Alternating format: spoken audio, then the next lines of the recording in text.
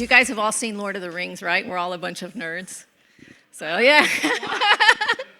And I'm talking about myself here, right? I love fantasy. So if you haven't, you've been living under a rock, you've never seen The Lord of the Rings or The Hobbit or read the books or whatever. The gist is that the 4 races of this place called Middle-earth are given these rings, but this really bad guy decides to make one ring to rule all the other rings and control them, and then basically, like every evil guy in the movies, take over the world, right? So you're probably wondering, what does that have to do with Windows drivers, right? Well, yeah, they're evil. But, so what if Sauron, who is what's the name of the really bad guy, right? What if he, instead of being the evil guy who wanted to take over the entire world, what if he was just an agent of chaos?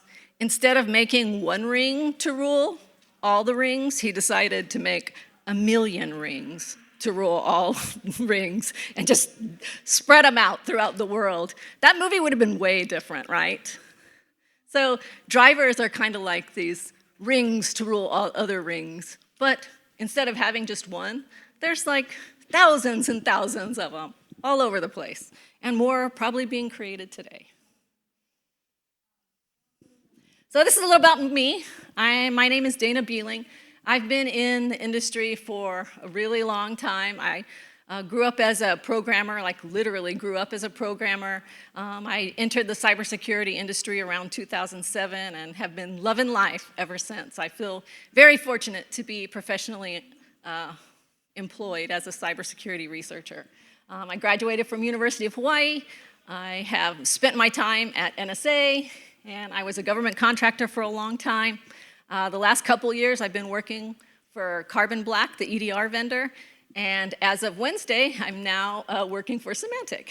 And all of those words on the slide are different titles I've held over the years. So whatever I say, you can trust me today, okay?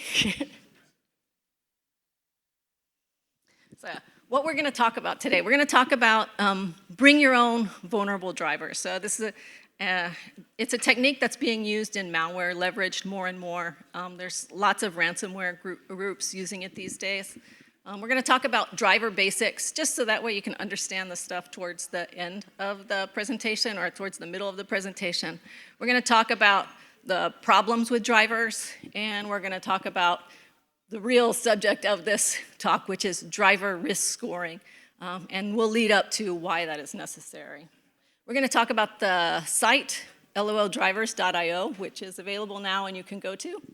And we're going to talk about the practical applications of the driver risk scoring in general. So it's going to be a great time, everybody. So we've all seen the headlines. Kasika ransomware deploys BYOVD attacks, and it's abusing PS exec and exploits the Martini driver.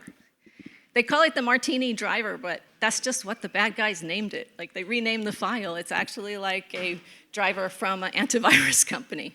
So just to muddy the waters a little, you know. Terminator, EDR killer. Like, this was one where a dark net persona basically like released a video to show where he could run a tool and kill a couple of different EDRs just by leveraging a driver. There's another headline, bring your own vulnerable driver attack is becoming popular amongst threat actors. No kidding. And then most recently, like last month, Lazarus and the FUD module rootkit, which is leverages drivers as well. So there's like all of these groups, and they're all using different drivers. Some of the drivers have CVEs, some of them don't. Some of them have been patched, some of them will never be patched. So it's used in ransomware. It's also used in crypto mining a lot. This one driver, XMRig, I'm sure if anybody's a malware reverser, they've seen that driver.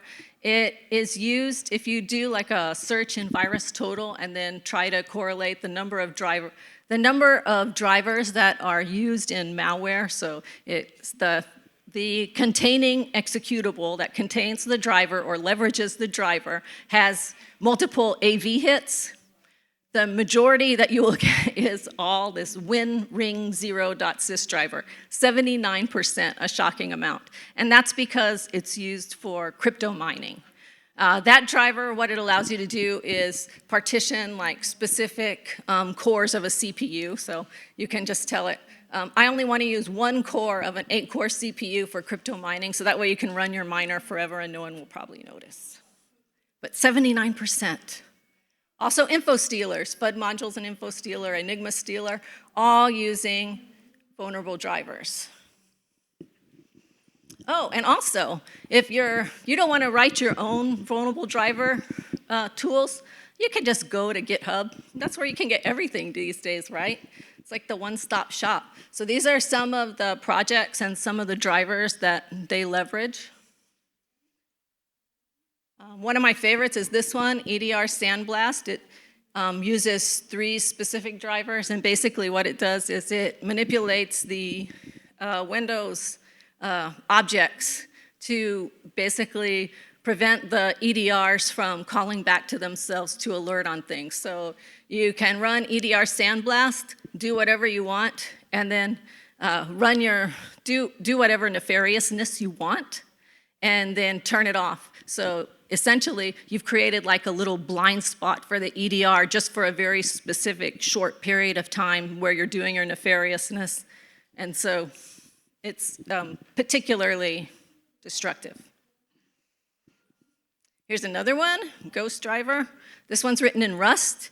The driver is actually embedded in the project and loads directly into memory. It never touches disk. And here's another one, Blackout, which uses it's like a popular GMER driver. So I hope that I've demonstrated that this is a problem, right? There's all of these projects out there, all of these bad guys leveraging these drivers. So why are they doing it and why is it a problem? Now we're going to talk about how drivers work and why they're doing it and why it's a problem. So just so that way we're all on the same page, here's some basics about drivers. I'm sure you all know about user mode and kernel mode, right? User mode is the place where most users interact with the operating system. I think of it as a punk rock concert. Like there are some rules, but a lot less than the kernel mode. Kernel mode's like a symphony. So there's a lot more rules when you're attending a symphony than attending a punk rock concert. So the way that drivers work is there's basically 4 types of drivers. There's user mode drivers, kernel mode drivers, there's drivers that specifically support the kernel, and then there's file system drivers, and there's filter drivers. There's like a whole bunch of other types of drivers too, but for what we're talking about today, the main thing we need to know is that there's user mode drivers that happen in the chaotic space of the user mode punk rock concert, and there's kernel mode drivers that happen in the concert space of like a symphony. And they communicate with each other. They're allowed to communicate with each other. That's the way Windows designed it. And there's 2 methods where they can interact, or 2 spots where they can interact. We're going to talk mostly about the one on the far right side, where the user mode drivers talking to the kernel mode drivers. So whenever you want to communicate with a device, let's say you have a really cool PC case that has LED lights on it, and you want to change the lights from rainbow to blue. So what happens is that you open the user mode application, and that user mode application, you click a button, you say, I want the lights blue, you click the blue button, and so an I/O control, which is a special code that the kernel mode driver can receive from the user mode side, knows that you send that I/O control code. It's usually like a 8-byte value, 8000123 or something, and and along with like a color code, and it will change the LED value, the LED color on your PC case. So user mode sends the I/O control code to the kernel driver sends a message to the operating system, which in turn sends a message to the actual hardware, which then your lights will change colors. So everything is dependent upon these I/O control codes that are hard-coded into the kernel driver, and any user mode application with access to the kernel driver can send these I/O control codes to it in most drivers. So now that we kind of have a understanding of how the kernel mode drivers work, let's talk about why they're being used more. Okay, so back in the day, we talked a lot about rootkits, right? And then Microsoft implemented something called PatchGuard. PatchGuard got replaced by these other things. The latest one is the hypervisor protected code integrity. And what that has done is make it really hard for actors to manipulate memory addresses and different register values in the kernel itself. And I'm going to explain to you how that works. Basically, the way that old rootkits used to work is that you would write a user mode application, you would try to get an address into this thing called an MSR. It's like a special purpose register that's only available to the kernel. And whatever address you put in that MSR, the operating system would just automatically jump to that address and start executing from there. Great feature, right? So that's the way a lot of them worked. So Microsoft, when they first implemented PatchGuard, the first thing they said was, no, you can't do that anymore. So actors, what they did was they said, okay, since we can't do it from user mode anymore, we're just going to do it from unallocated space.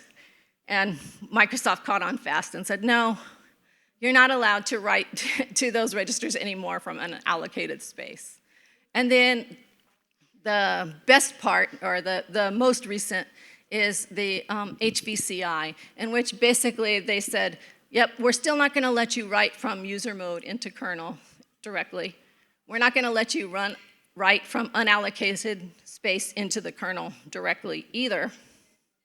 And we're also going to implement process isolation between kernel processes, which wasn't there before, shockingly. So now you cannot write from one kernel process into another kernel process because they're all isolated. So all making the jobs of the hackers a lot more difficult, right? And just as a reminder, this has existed in user space for a long time, right? You can have multiple programs open at any time, and they're not going to interact with each other. You can have their browser open, Slack open, and calculator, and you have a reasonable expectation, unless maybe someone in this room is on your computer, that they won't interact with each other. So BYOVD. So that's the way that we used to do it. Now we can still do some of that, right? Because drivers are just software. Software has vulnerabilities. So you can write an exploit for a driver, right? Sure. You can also still write to the MSR, but it's just a lot harder than it used to be. So, but almost all, I would say a good 90%, and I haven't done any math or actual studies to back this up, most of the vulnerabilities in drivers that we see nowadays are all because of that I/O control abuse. So that is the special codes that are baked into the kernel mode drivers that the user mode driver can send to the kernel mode driver to have some kind of effect on the actual hardware or something in the kernel, right? Just like changing the LED lights on your PC case from that example that I showed earlier. Just want to make sure I don't run out of time. So, for the visual people out there, this is how it would work. For the user mode driver would send an I/O control request to the kernel mode driver, right? So that's the special code. That special code is linked with a specific activity or function within the driver. So it could be like terminate process. That's a very popular one. So the user mode driver sends the command to the kernel mode, it sends the kernel mode driver then, by necessity, because it's part of the operating system, has to call operating system code. And so it can kill or terminate a process in the kernel itself. Because the user mode driver has passed off to the kernel mode, and the kernel mode, by necessity, has to call operating system functions. They can also kill user processes, of course. But yeah, so basically it's taking advantage of these baked-in I/O control codes that are they're meant to, by the original author, to terminate processes. But it's basically just the bad guys leveraging these I/O control codes by basically looking through all the drivers that you can find in order to find the functions that you need to fulfill whatever outcome you want, and then just use that. The drivers, by the way, so you only need to be admin to install a driver, right? So that's where the bring and the BYOVD comes in. So as long as you have admin, you essentially have system, so long as the driver that you're using has an I/O control code that can call into like kernel level functions. So it doesn't matter like if the driver is already installed on the system or not. If it is already installed in the system, that's particularly egregious, right? Because then you don't even need to be admin. You can just be whatever you're logged in as at the time, user, to fulfill the action. But even if you don't have user, as long as you have admin, you have everything. So let's look at some driver patches. So this is the driver for the MSI Afterburner. It's a video card driver. Basically what it lets you do is like overclock your video card. It's called RTCore64.sys. It's abused in so many different malwares. It's one of the ones that's leveraged by the EDR sandblast technique that I mentioned earlier. It does have a CVE assigned to it, which is great. A lot of the drivers I look at don't even have CVEs assigned to them.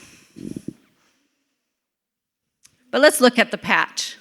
So if we look at it, the kernel mode driver is initiated with this IO create device, which is deprecated by Microsoft because basically it allows anybody with user access to be able to connect to the kernel system driver just by making a call to create file.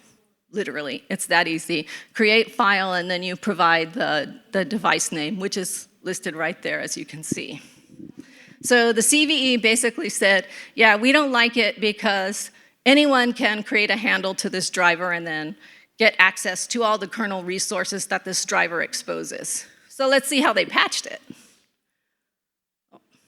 Okay, so the bottom shows the patched version where they're calling the correct function, wdmlibio create device secure, which is the correct way to do it according to Microsoft standards now.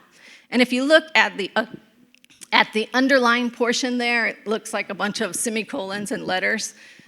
We don't have to understand what it is exactly there. But what it is SDDL. It's the Security Descriptor Definition Language, and that allows you to define who is allowed to connect to your driver, right? So this is the patched version. Who did they allow to connect to their driver? Oh, anyone with a minimum of admin. So if you installed it, basically, you still have access to all of the underlying functions within this driver. So if you're a person with this video card, I guess you're protected. But if you're targeted by it, it really offers no protection, this patch at all. Here's another one, Rogue Killer anti-malware driver. This one, they actually did use the right function call, wdmlibio create device secure, but the SDDL description they used is VX. And when I started looking at it, I was like, what is VX? I expected more semicolons. So I was like, oh, okay. Let me look into how to define these. And it says, oh, okay. Well, if you're going to define it like in the command line, it needs to be defined. It needs to be one of the ones that we have listed in the documentation. So I went to look for it. Oh no, there's no, that VX doesn't exist anywhere. So I don't know what that is. That basically just means that since it doesn't exist, it's going to be open to everybody. Okay, another TrueSight driver. Basically, it allows you to open a process and then terminate it. So very useful for people doing malware because they want to kill all the security processes, right? So how did they check it? They said, oh, let's check the process information. So basically, they're checking to make sure that the process they're going to kill, they have permission to kill. But since they're kernel, they should have permission to kill it. So kind of beside the point. Yeah. The Zamana anti-logger. So this is one of the most abused. This is the one that the spy boy was using in the Terminator tool, if you're familiar with that. Basically, it's a malware system that hasn't been updated since 2019. There is a CVE for it now, but I highly doubt that it's ever going to get patched. The driver is also in like a whole bunch of the different products that company owns, not just the anti-malware product. And so basically, it's using the wrong function to initiate the driver, which basically means anyone can connect to it and exercise any of the underlying code on the kernel side, right? So what's available? Well, you can terminate processes, which is expected, right? Because it was used in that Terminator tool. But these are the other things that you could do if you wanted to. Any of those things are available to you. You just got to know the right code to call. Pretty bad. So at my company, we were like, well, should we block this Zamana anti-malware driver? Like, what if somebody's depending on it for their anti-malware solution? I don't know. It's still supported. It's on their website. They haven't updated it in a while. And we were like in a conundrum, right? Like, if we block it, we could really like make some people angry if we're blocking their malware solution. And it's not just this one driver. It's like all the drivers, right? In many cases, they have legitimate use cases. They have been patched. And so do you block it or do you not block it? So I came up with this system. It's the driver risk scoring system. And basically what it is a method of assigning a number value, kind of like a CVE score, to drivers. So that way, if you're a system administrator, you could just look up the score and decide, well, is it worth it or not for me to block it, keep this software product in my environment, or get rid of it? And it looks at 7 different categories. So 7 different characteristics, I guess. The first one is we categorize it. We look at the frequency of use. We look at the signing status of the driver. We look at the CVE status, malware family. If it's already on the driver block list that that Microsoft updates every Tuesday, I guess. And then the severity of what the driver can actually do if it's actually being leveraged by a malware group. So the categorization is the first attribute we look at. We try to determine if the driver is a known good, unknown, intentionally vulnerable, classically vulnerable, or intentionally malicious. And that's another thing. There are plenty of folks out there that just write intentionally malicious drivers. The majority of them are not signed. So that's good, right? Because at least if you're only allowing signed drivers. The other thing is that Microsoft has a program where you could be like a trusted hardware partner, and you can just sign whatever you want, and that's been problematic as of recent. But yeah, so basically if it's a known good, we give it a 1, unknown 2, 3, 4, just like the doctor's office smiley face scale, right? The second characteristic is looking at how often the driver is associated with known malware. So even if it is vulnerable, if we don't know of any cases of it ever being used with malware ever before, we would still give it a 1. If it's known to be associated with at least one malware sample, and that's not one malware family, it's like one hash for a malware. So if the same malware uses it, but the malware has 3 different hashes, we would count that as 3. And then of course, the more malware that uses it, the higher the ranking would be, 5 being the highest. So I think this one here is the Ring0. I just thought it was great because look at the number of files that are associated with malware, 262,000. Yes?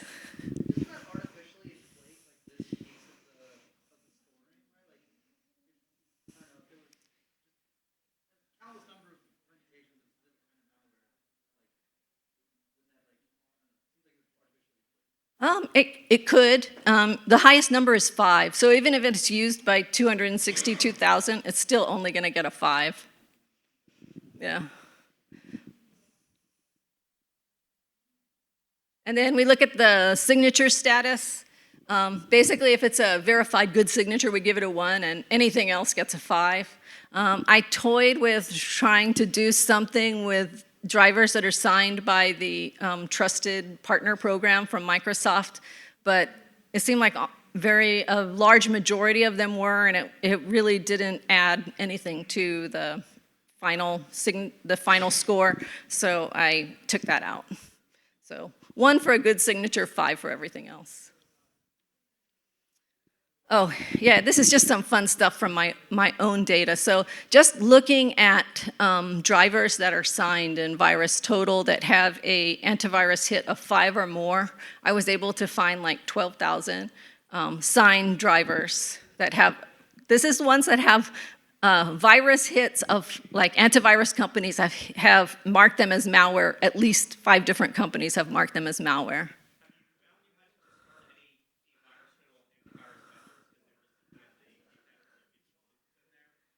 No, I haven't looked at it that detailed. I just this was just for fun to see how many I could see. Yeah, but yeah, it does include expired signatures. For some reason, VirusTotal doesn't delineate expired from real, so I don't know why that is. So I looked at it in my own collection. So I have, in my own collection of drivers, I have a little more than 10,000 drivers. A little more than 8,000 have valid signatures on them. But then I looked at how many have a driver risk score, which goes from 1 to 5, 5 being the worst, 1 being the not worst, I guess. And there were 126 verified signed drivers that had a driver risk score that was above the median. And then we look at if the driver has an active CVE for it, right? So basically, this is easy. No CVE, we rank it a 1. Yes, CVE, we rank it a 5. And then because I had the CVE database downloaded, you could just get it from GitHub, I looked to see how many of the CVE records listed the word driver, and it was like a little bit, like close to 2%.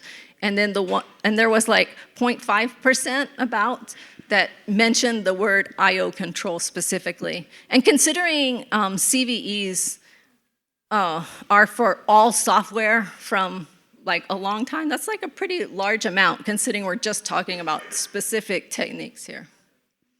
Another thing is when you're trying to figure out if there is a CVE for a driver, it's like so aggravatingly difficult, right? Because the CVEs are like written by the people that I submit them, I guess, and so there's a very big diverse set of information that you get in the actual CVE write-up itself. Like sometimes it'll actually give you the name of the driver.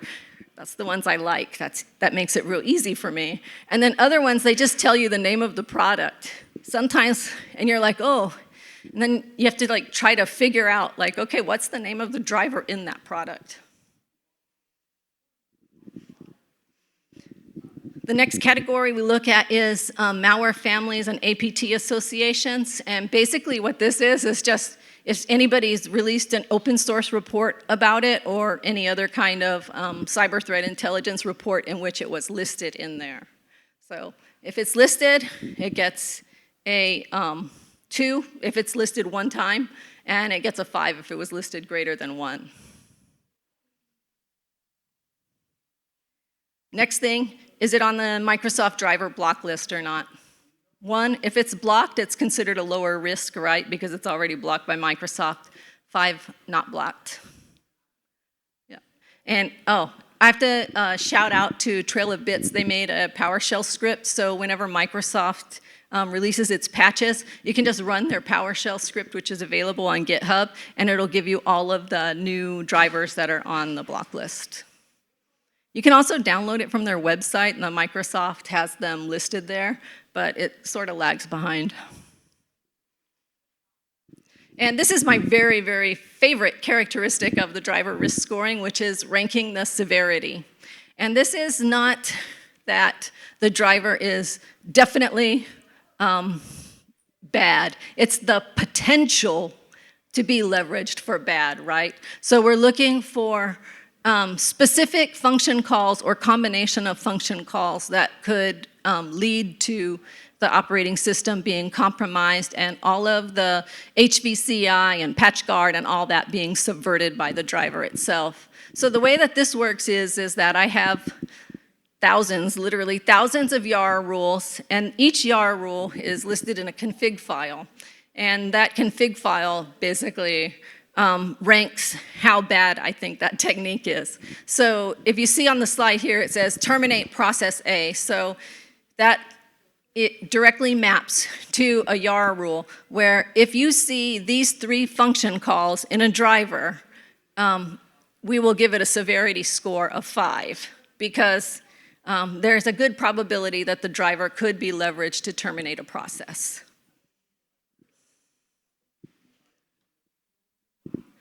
So there it is, there's severity. And then also we do specific drivers. Like we looked at the RT Core 64 driver before.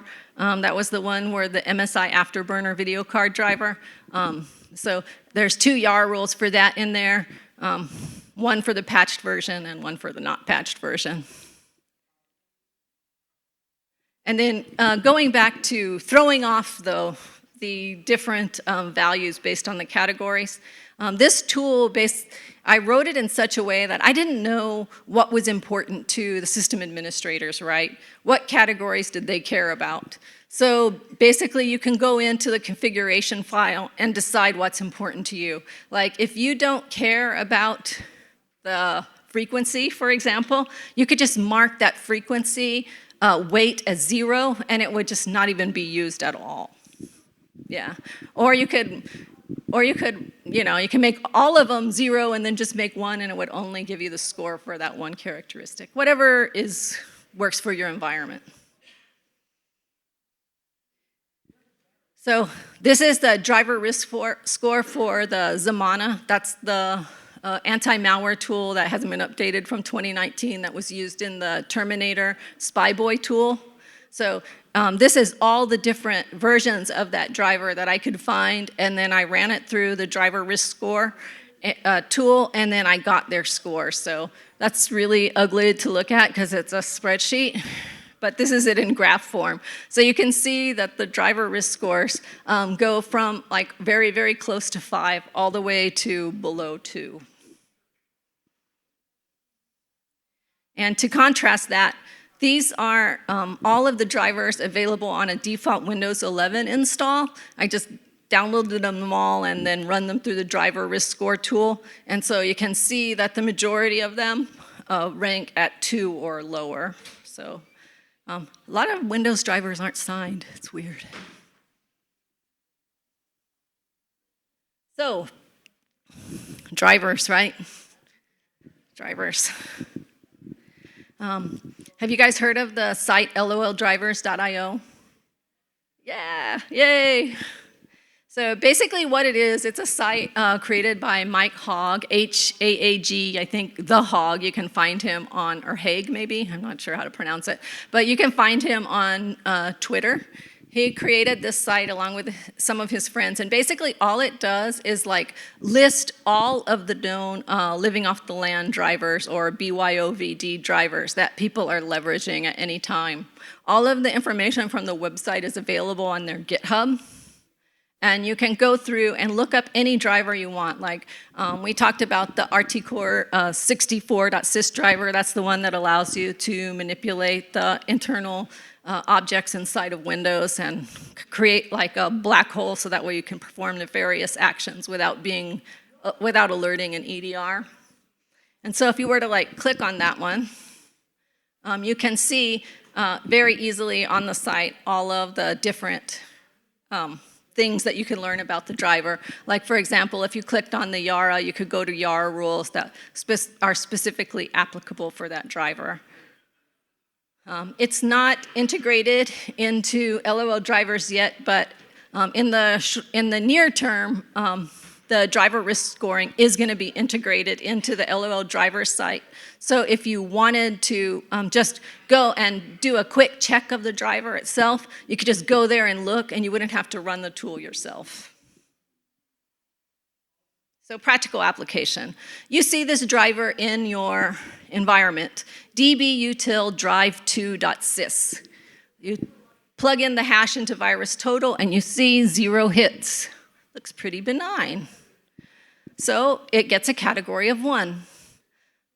Then we look, the driver risk score tool goes and sees how many times it's associated with malware. 8 associations, so that earned it a score of 4. Signature, verified. CVE, oh, there is a CVE for it. So got a score of 5 on that.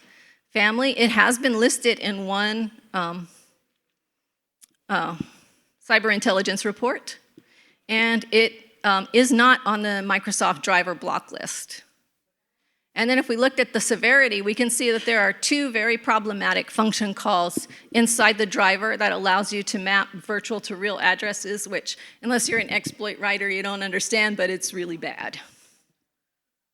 And so it has a score of 3.5. So if you look at the VirusTotal lookup again, which looks all nice and green with a big 0 that no antivirus companies have marked it, it gives you a completely different perspective from the system administrator point of view on if you want to block this driver or not, right?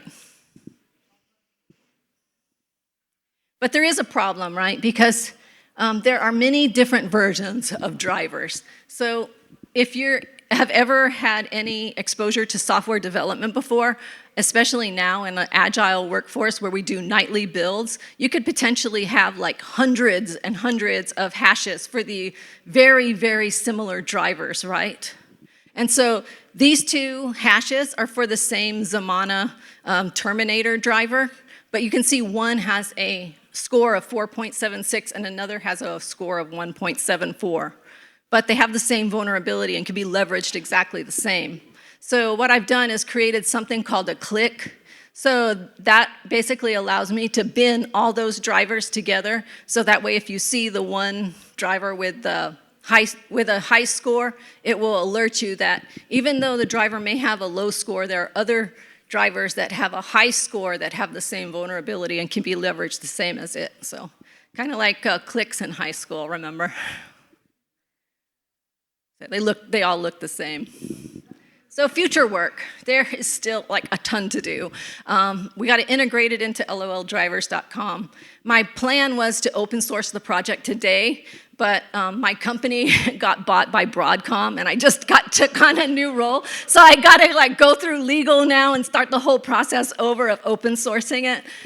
But yeah, so eventually it will be open sourced. If you follow me on Twitter or Mastodon or whatever, Blue Sky, I will alert whenever it becomes available. I also want to improve CVE identification and create options to like better update the driver risk scoring tools. Like right now, like you run it once and that's the score forever. There is no like iteration to update it to see if there's like new information about it. So, but that's it. That's it. So imagine instead of 1 ring to rule all rings, there were 1,000 rings or 1,000,000 rings to rule all rings. Yeah, that would be a different movie, right? Anybody have any questions?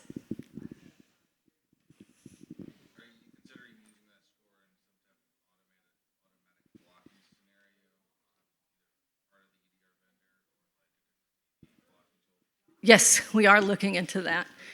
Yeah, it's a delicate line to walk, right? Because we don't want to block things that are legitimate and like are necessary for business processes.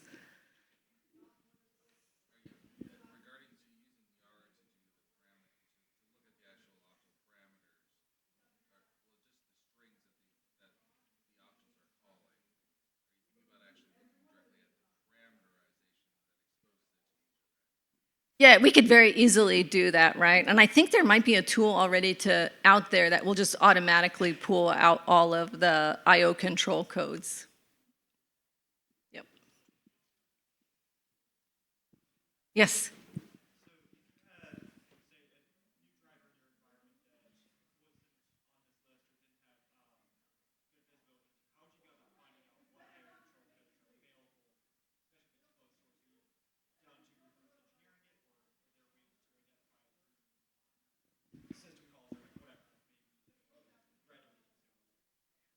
The only way I've done it so far is to just reverse engineer it, but you could do it using API monitor.